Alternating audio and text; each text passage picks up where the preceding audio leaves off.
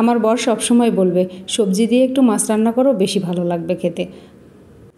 বরের আবদার রক্ষা করতে সবজি দিয়ে মাছ রান্না। আসসালামু আলাইকুম এভরিওয়ান, আমি মারুফা সুমি। আমার পেজ মনিমার রান্নাঘর থেকে আপনাদের সবাইকে জানাই অভিনন্দন। আজকে নতুন আরেকটা রেসিপি নিয়ে হাজির হয়েছি। আপনারা হয়তো অনেকেই রান্না করেন, কিন্তু আমি কিভাবে রান্না করি সেটাই আজকে আপনাদের সাথে শেয়ার করছি। হ্যালো ভিউয়ার্স, কেমন আছেন সবাই? আশা করছি আপনারা সবাই ভালো আছেন। আল্লাহর রহমতে আমরাও ভালো আছি, আলহামদুলিল্লাহ। চলুন তাহলে আজকে রান্নাটা শুরু করি। মিষ্টি কুমড়া দিয়ে মাছ রান্না, পাঙ্গাস মাছ। অনেকে হয়তো নাক সিটকাবেন, তবে যারা পাঙ্গাস মাছ খেতে চান না তারা এড়িয়ে চলবেন। মাছ ধুয়ে রাখা আছে, তারপরে পাঙ্গাস মাছ ধুয়ে রাখলেও কেন জানি রক্ত বের হয় আবারও। এই যে মিষ্টি কুমড়া আর পাঙ্গাস মাছ, মিষ্টি কুমড়ার পিসটা এইভাবে করে নিয়েছি। আর মাছের মধ্যে আমি একটা লেবু চিপে দিব, এক ফালি লেবু চিপে দিলে মাছের একটুও গন্ধ থাকবে না।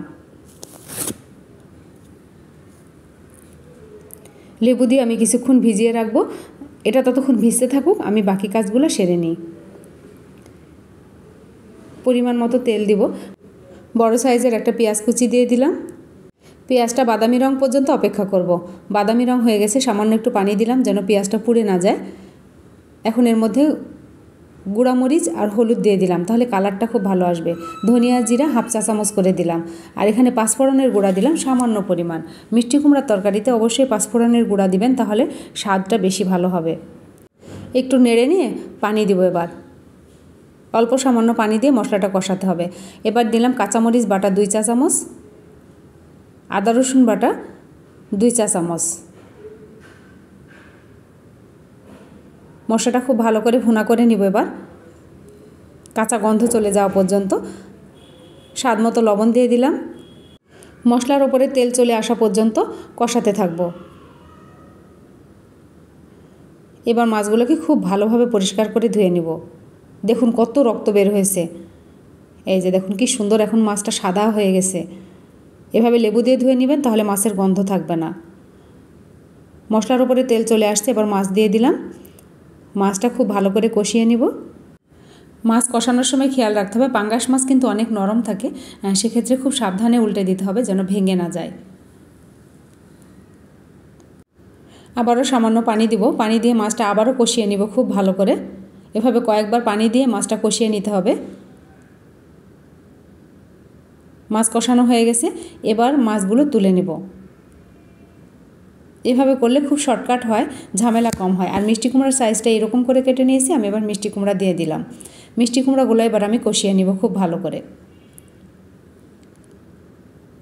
ঢাকনা দিয়ে দিলাম। 5 মিনিট পরে ফিরে আসব।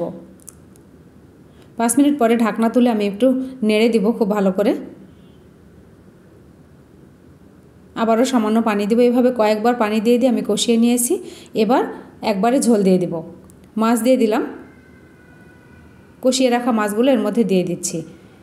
আরও একটু পানি দেব। লাস্টে ঝোল দেওয়ার সময় পানি একবারে দিয়ে দিবেন, তাহলে মাছের স্বাদটা ভালো হবে। নাহলে বারবার পানি দিলে ওই ঝোলের স্বাদটা নষ্ট হয়ে যায়। ঢাকনা তুলে দেখছি রান্না কিন্তু কমপ্লিট হয়ে গেছে, সেদ্ধ হয়ে গেছে। মিষ্টি কুমড়া সেদ্ধ হয়ে গেছে। এবার ভাজা জিরার গুঁড়া দিয়ে দিলাম, যেটুকু ছিল সবগুলো ঢেলে দিলাম। ভালো করে মিশিয়ে দিয়ে এবার ঢাকনা দিয়ে ঢেকে রাখলাম। তারপরে পরিবেশনের জন্য নিয়ে আসব। এই তো আমার মাছ রান্না কমপ্লিট। মিষ্টি কুমড়া দিয়ে পাঙ্গাস মাছ ভীষণ মজা লাগে খেতে, একবার খেয়ে দেখবেন।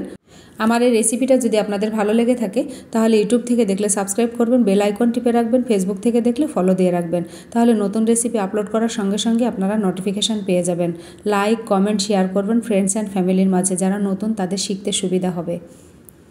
আপনাদের একটা লাইক কমেন্ট শেয়ার আমার রান্নার প্রতি অনেক আগ্রহ বাড়িয়ে দেয়। নতুন রেসিপি নিয়ে আসা পর্যন্ত আপনারা নিরাপদ ও সুস্থ সুন্দর থাকবেন। আমাদের জন্য দোয়া করবেন। আল্লাহ হাফেজ।